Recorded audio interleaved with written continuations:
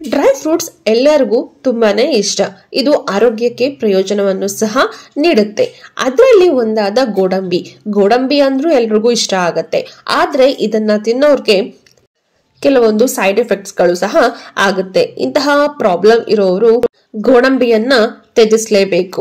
Protein, ಜೀವಸತ್ವ, ಖನಿಜ, fibre, ಉತ್ಕರ್ಷಣ ನಿರೋಧಕಗಳು ತುಂಬಿದ್ರೂ ಸಹ ಇದನ್ನ ಮಿತವಾಗಿ ಸೇವಿಸಿದ್ರೆ ತುಂಬಾನೇ ಒಳ್ಳೆಯದು. ಕೆಲವರಂತೂ ಇದನ್ನ ಗೋಡಂಬಿಯನ್ನ ತಿನ್ನೋದನ್ನ ತ್ಯಜಿಸಲೇಬೇಕು.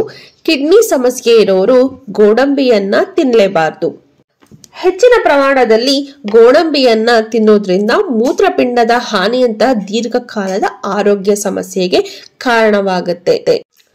ಯಾಕೆ ಅಂತ ಹೇಳಿದ್ರೆ ಹೆಚ್ಚಿನ ಪ್ರಮಾಣದ ಆಕ್ಸಲೇಟ್ ಅನ್ನ ಹೊಂದಿರುತ್ತೆ. ತಲೆನೋವು.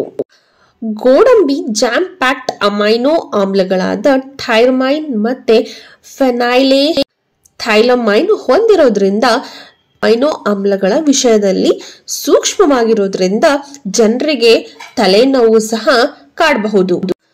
ಅಧಿಕ ರಕ್ತದೊತ್ತಡ ಹೊಂದಿರೋರು ಗೋಡಂಬಿಯನ್ನ ತಿನ್ನೋದನ್ನ ಕಟ್ಟುನಿಟ್ಟಾಗಿ ತ್ಯಜಿಸಲೇಬೇಕು.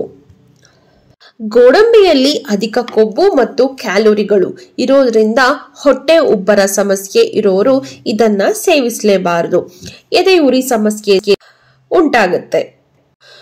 ಗೋಡಂಬಿಯ ಕೊಬ್ಬಿನ ಆಹಾರ ಎದೆಯುರಿಗೆ ಕಾರಣವಾಗಬಹುದು.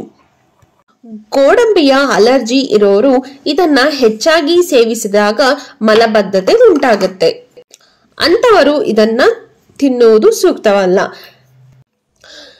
ದಿನದಲ್ಲಿ ಕನಿಷ್ಠ ಗೋಡಂಬಿಯನ್ನ ತಿನ್ನೋದ್ರಿಂದ ಯಾವುದೇ ರೀತಿಯ ತೊಂದರೆ ಆಗೋದಿಲ್ಲ.